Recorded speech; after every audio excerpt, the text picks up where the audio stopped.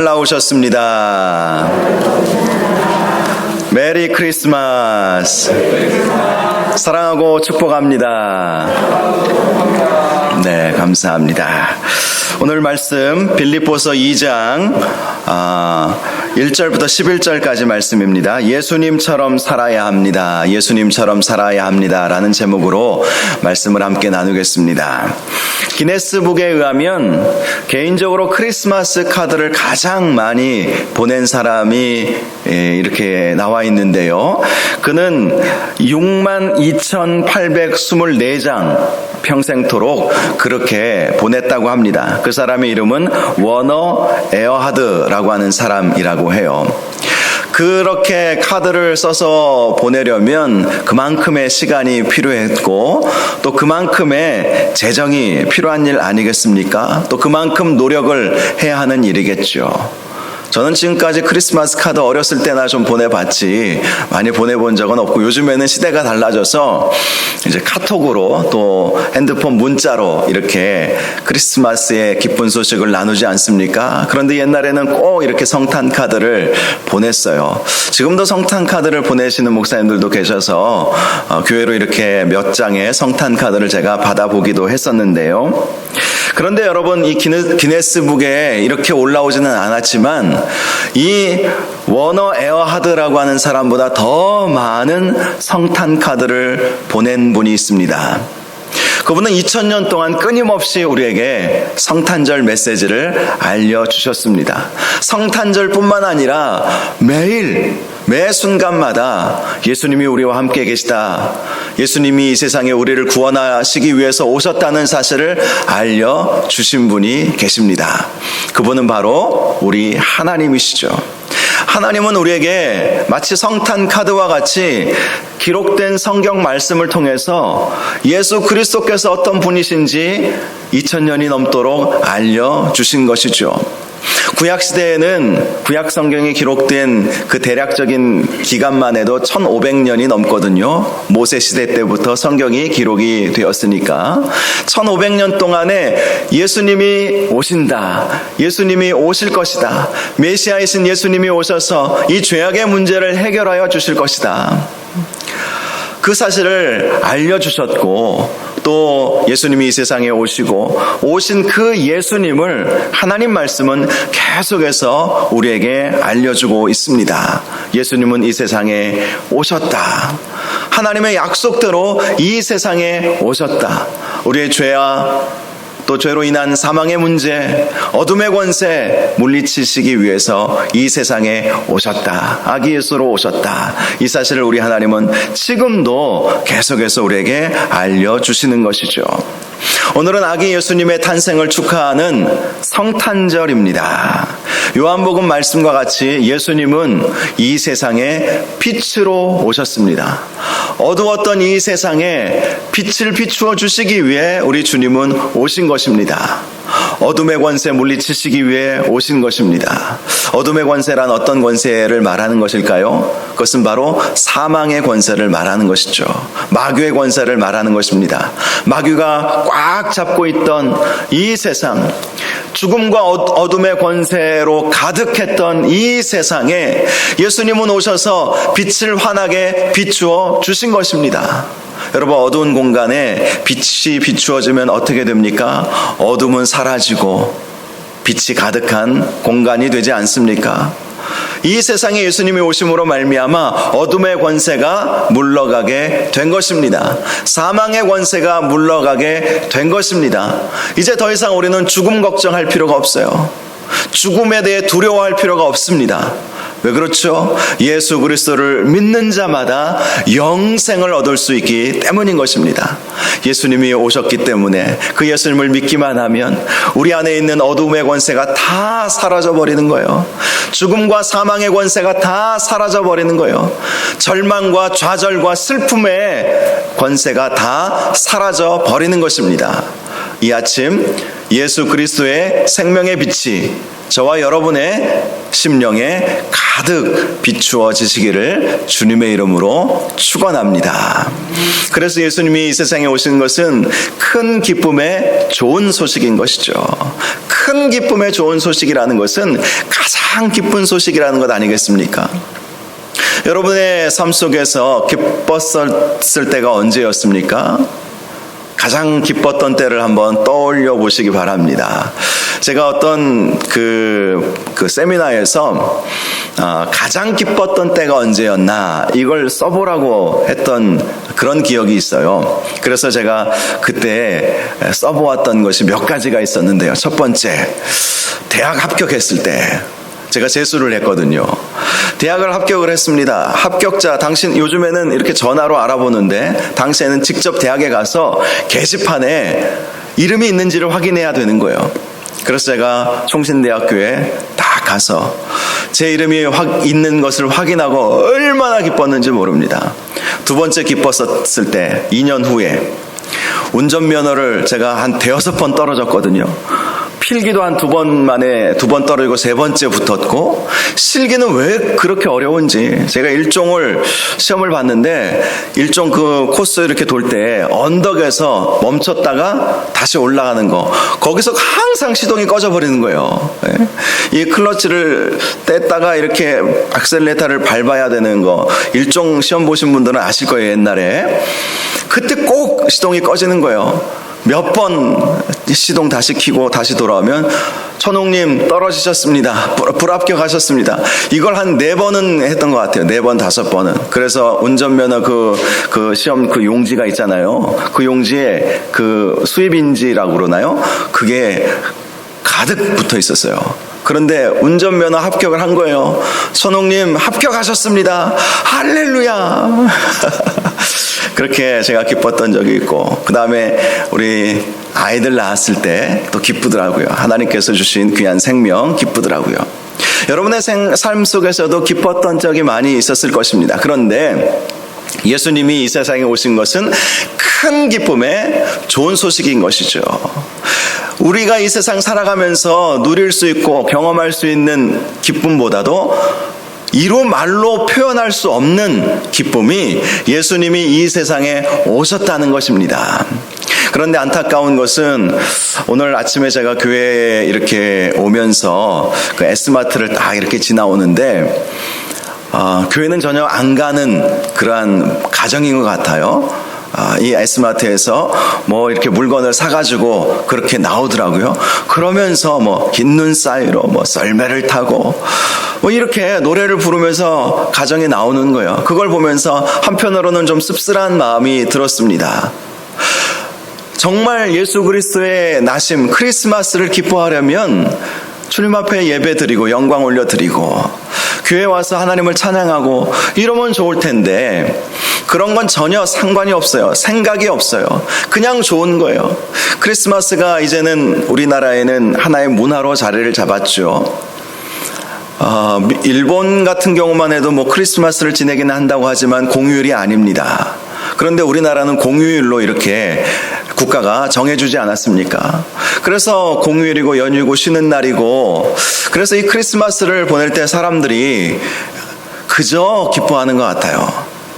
어떤 기쁨이 우리에게 있는지 깊이 생각해 보지 못하고 그냥 사람들이 기뻐하니까 기뻐하고, 또 선물 나누어 주니까 선물 나누어 주고, 크리스마스는 또 연말이니까 연말 인사하는 것 같은 그런 분위기로 흘러가는 것이 안타까운 마음을 갖고 있습니다. 그런데 그렇게 연말이라 서로 안부 전하고 또 선물 주고받고 그런 날이 아니죠. 예수 그리스도께서 우리를 살려주신 날, 아기 예수로 이 세상에 오신 그 예수 그리스도를 다시 한번 생각하고 예수 그리스도를 깊이 생각하는 것, 이것이 크리스마스의 참된 의미인 줄로 믿으시기 바랍니다. 히브리서 3장 1절을 보니까 이런 말씀이 있어요. 그러므로 함께 하늘의 부르심을 받은 거룩한 형제들아, 우리가 믿는 도리의 사도이시며 대제사장이신 예수를 깊이 생각하라. 예수를 깊이 생각하는 날, 왜 예수님이 이 세상에 오셔야만 했는지, 예수님이 이 세상에 오셔서 어떤 일들을 하셨는지 그 예수를 깊이 생각하는 날이 바로 오늘 성탄절이신 것입니다. 예수님이 이 세상에 오신 것에 대해서 제가 이런 생각을 한번 해보았어요. 비유가 적절할지 모르겠지만 여러분이 도화지에 그림을 쫙 이렇게 그렸습니다. 나름대로 멋진 집도 그렸습니다. 대골 같은 그런 집은 아니지만 멋지고 아름다운 집을 그렸어요. 그리고 아기자기하게 꾸며져 있는 정원도 그렸습니다. 거기에는 꽃도 여러 종류가 펴 있고요. 그리고 나비도 예쁘게 생긴 아름다운 색깔을 뿜어내는 그러한 나비도 날아다닙니다. 그리고 엄마 아빠가 함께 노는 엄마와 아빠와 함께 노는 어린 아이의 모습도 거기에 그려 넣었습니다. 그리고 여러분 요즘 반려견이라고 그러죠. 이 조그만 강아지가 멍멍 짖는 것처럼 그 가족 주위를 뛰어다니면서 즐거워하고 행복해하는 그 그림을 그렸어요. 여러분 그 그림 속으로 만약에 누군가가 들어가야 한다고 하면 들어가시겠습니까? 어떤 분들은 지금 세상 살기가 너무 어렵고 힘드니까 차라리 그 그림 속으로 들어가고 싶다 이런 생각을 하실 분들도 계실 거예요. 그런데요, 예수님이 이 세상에 오신 세상은요, 조금 전에 제가 말씀드린 그렇게 그림 속의 아름다운 세상이 아니었어요. 그런 세상이라면 저나 여러분이나 한번 들어갈 수만 있다면 들어가고 싶은 마음도 있지 않겠습니까? 작지만 아름답고 멋지고 또 좋은 부모님의 또 좋은 자연 환경 속에서 그렇게 아름답게 뛰노는 그 아이의 모습으로 들어가라. 그러면 들어갈 마음도 있을 것 같아요. 지금 이렇게 사는 것보다 더 나을 수도 있겠다. 이런 생각을 하시는 분들도 있을지 모르겠습니다. 그런데 예수님께서 들어오신 그 그림 속의 세상은 전혀 그렇지는 않았어요. 물론 사랑 많고 인자한 아버지 요셉, 그리고 정말로 신실하고 하나님을 경외할 줄 알았던 어머니 마리아, 둘 빼고는 다 안 좋은 세상이었던 거예요. 헤롯이 예수님이 태어났던 그 해에 동방박사들이 찾아오자 어린아이를 죽이라고, 2살 미만의 어린아이를 죽이라고 하지 않았습니까? 그러니 예수님은 이 세상에 태어나자마자 죽음의 위기를 겪어야만 했어요. 그 죽음을 피해서 예수님은 애굽으로 피난을 가셔야만 했습니다. 그리고 몇 년 후에 헤롯이 죽었다는 소식을 듣고 그제서야 다시 이스라엘 유대 땅으로 돌아오실 수 있었던 것이죠. 요한복음 말씀을 보니까 빛이 왔으되 사람들이 빛을 알아보지도 못하고 오히려 빛을 배격하고 빛을 미워하는 일들이 있었다고 말씀하고 있습니다. 예수님이 이 세상에 오신 것은 결코 동화와 같은 세상 속에 오신 것이 아니었다는 것이죠. 예수님을 환영하는 사람이 아무도 없었습니다. 세상은 어둠의 세상이었어요. 폭력과 또 여러 가지 좋지 않은 것들이 가득한 이 세상 가운데 예수님이 오신 것입니다. 만약에 그림을 그리라면 이런 그림을 그릴 수 있을 거예요. 초라하고 볼품없는 그러한 집에 아버지는 폭력적이고 어머니는 가정은 나몰라라 하고 밖으로만 돌아다니고, 그리고 꽃들은 다 시들어져 있고, 나비가 뭡니까? 나비 한 마리, 곤충 한 마리도 없는 그러한 황폐한 곳이고, 그리고 예쁘게 반겨주는 그러한 강아지가 있는 것이 아니라 사나운 늑대처럼 변해버린 들깨와 같은 그러한 세상, 그런 곳이 있는 세상으로 예수님은 사실 오신 것과 마찬가지지 않습니까? 그런데 예수님은 그러한 세상임에도 불구하고 하나님께서 말씀하셨기에 기쁨으로 이 세상에 오셨던 것입니다.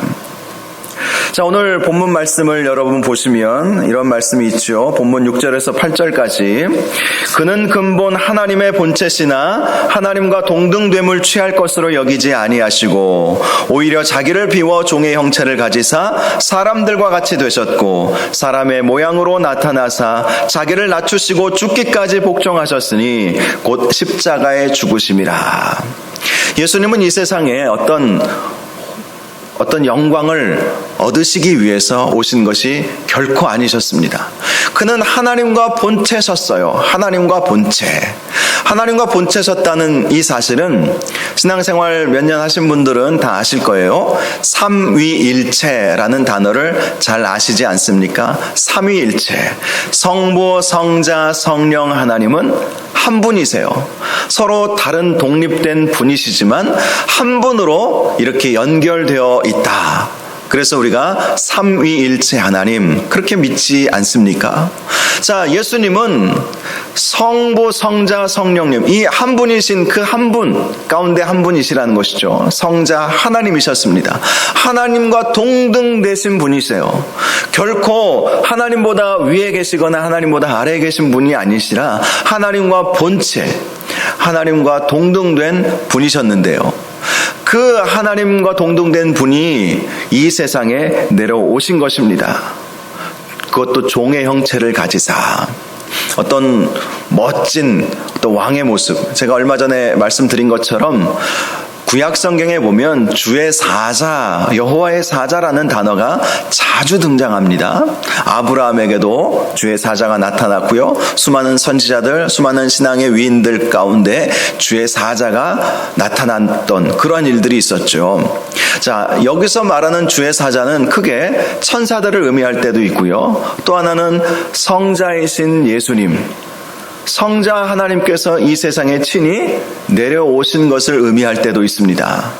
자, 구약시대에는 그렇게 주의 사자로 이 광채를 품고 이 세상에 오셨어요. 그런데 신약시대에 예수님께서 오신 모습은 어떠하였습니까?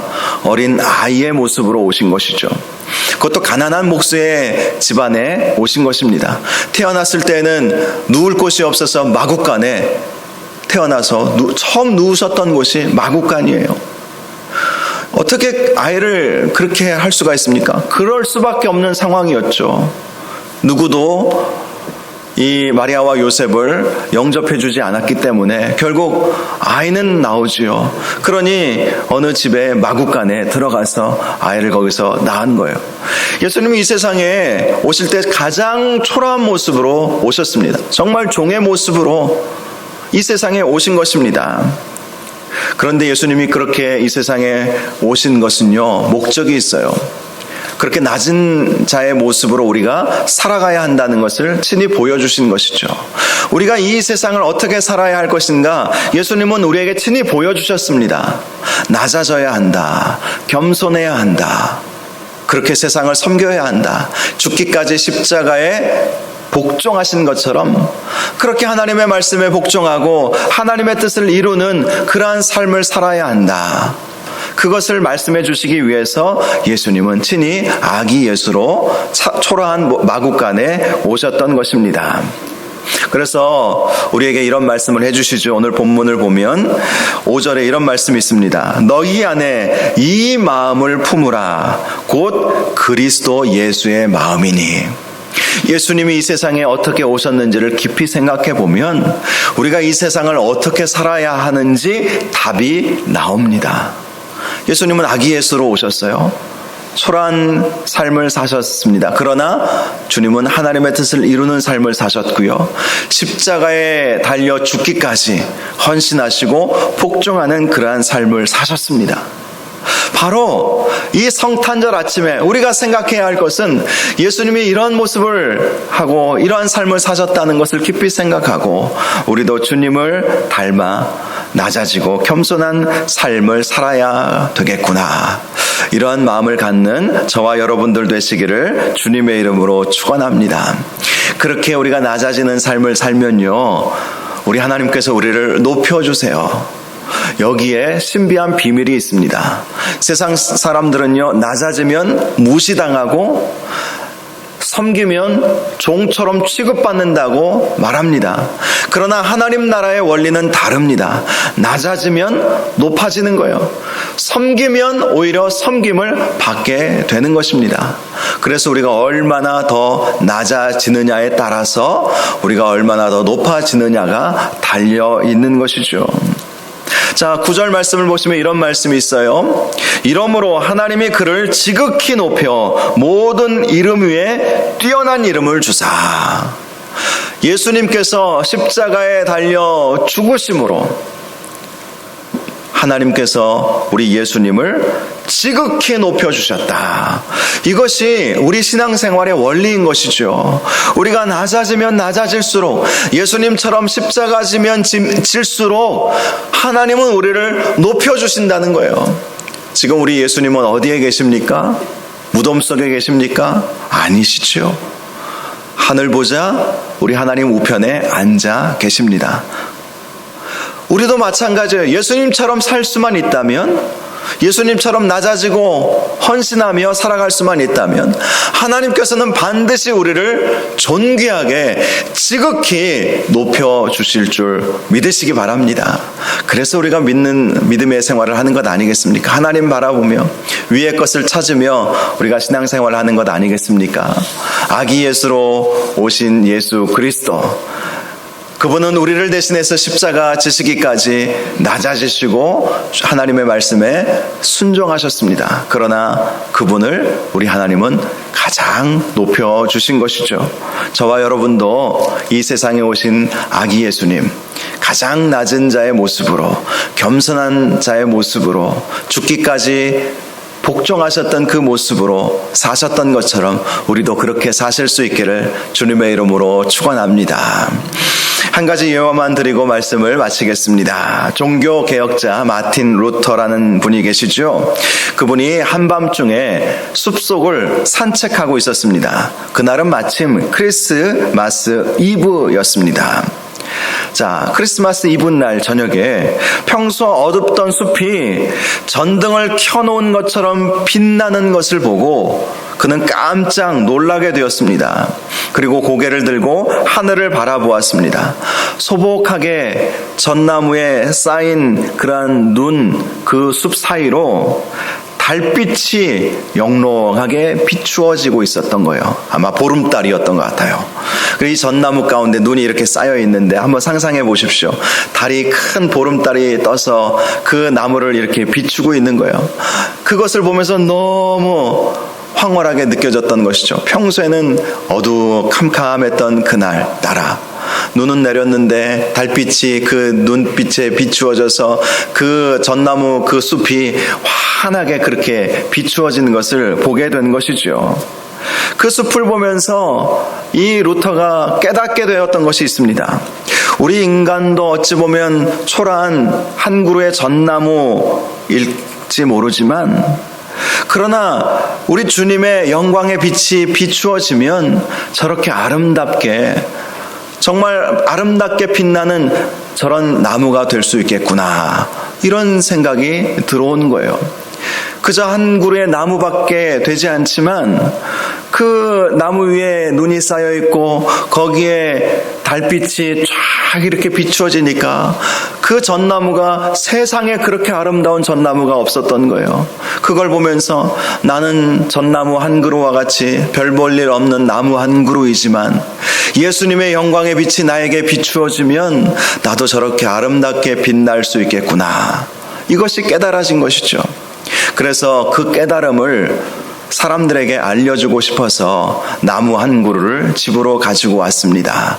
뭐 파서 가져왔는지 사서 가져왔는지는 모르겠지만 나무 한 그루를 집으로 가져와서 집에다 심어 놓고요, 거기에다가 전등도 달고 또 눈 모양도 달고 또 여러 가지 아름다운 장식도 하고, 그래서 사람들이 물어보면 우리는 한 그루의 전나무와 같지만 예수 그리스도의 빛이 비추어지면 이렇게 아름다울 수 있다. 크리스마스 트리의 기원이 되었던 것입니다. 별거 아니에요. 저거 전등 벗겨놓고 다른 거 다 이 장식되어 있는 거 벗겨놓으면 아무것도 아니죠. 뭔 저런 걸 여기다 갖다 놨나. 그런데 저 크리스마스 트리가 아름다운 것은 왜 아름답습니까? 빛이 비추어지고 거기에 아름다운 장식이 달려져 있기 때문에 아름다운 것이죠. 우리도 어찌 보면 초라한 저건 실제 나무도 아니잖아요. 좋아하죠. 저런 초라한 모습이지만 예수 그리스도께서 우리에게 영광의 빛을 비추어 주는 거예요. 그리고 우리에게 하나하나씩 멋진 장식품들을 달아주시는 거예요. 은혜들을 주시는 것이죠. 선물들을 주시는 거예요. 은사들을 주시는 거예요. 그래서 우리가 주님 앞에 존귀한 자가 될 수 있는 것이고 세상 사람들이 무시하지 않는 사람들이 되는 것이죠.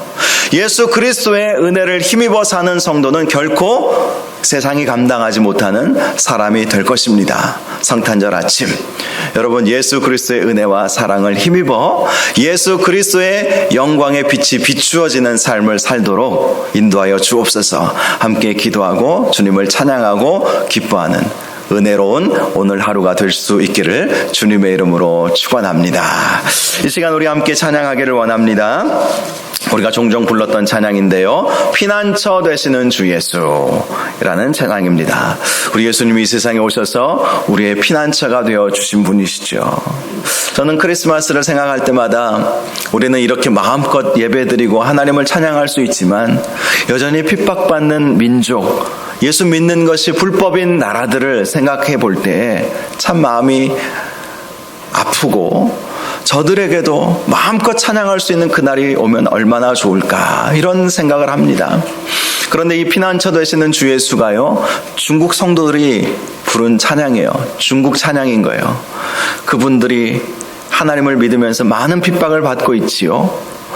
오늘 제가 어젠가요 문자를 봤어요. 오늘날 여러분 그 온라인으로 막 예배드리는 이 코로나 때문에 막 그렇게 되잖아요. 예전에는 서로 모여서 예배드리는 게 당연히 그런 것만 예배라고 생각했는데 모이지를 못하니까 지금은 어떻게 예배를 드립니까? 그래도 지금 우리 교회, 우리나라는 좀 나아졌는데 한참 힘들 때는 온라인으로 다 예배드리고 온라인으로 성경 공부하고 온라인으로 물론 이제 그렇게 해야 될 필요도 있겠지요. 내년에도 저도 그렇게 온라인으로 성경 공부 또 여러 가지 훈련도 좀 해볼까 계획을 세우고 있는데요. 자, 어제 제가 문자를 하나 받았는데요. 중국 정부에서 온라인으로 예배드리고 온라인으로 강의를 찍어서 보내는 것 불법화했다고 해요. 그만큼 예수 믿는 것을 핍박받는 그런 곳이 바로 중국이죠. 그런데 중국 성도들이 하나님을 찬양하는 것입니다. 예수님을 찬양하는 것입니다. 우리의 피난처가 되십니다. 주님께서 임재하시면 온 땅이 흔들립니다. 이런 찬양을 드렸는데요. 우리도 동일한 마음을 품고 함께 피난처 되시는 주 예수 함께 찬양할 수 있기를 바랍니다.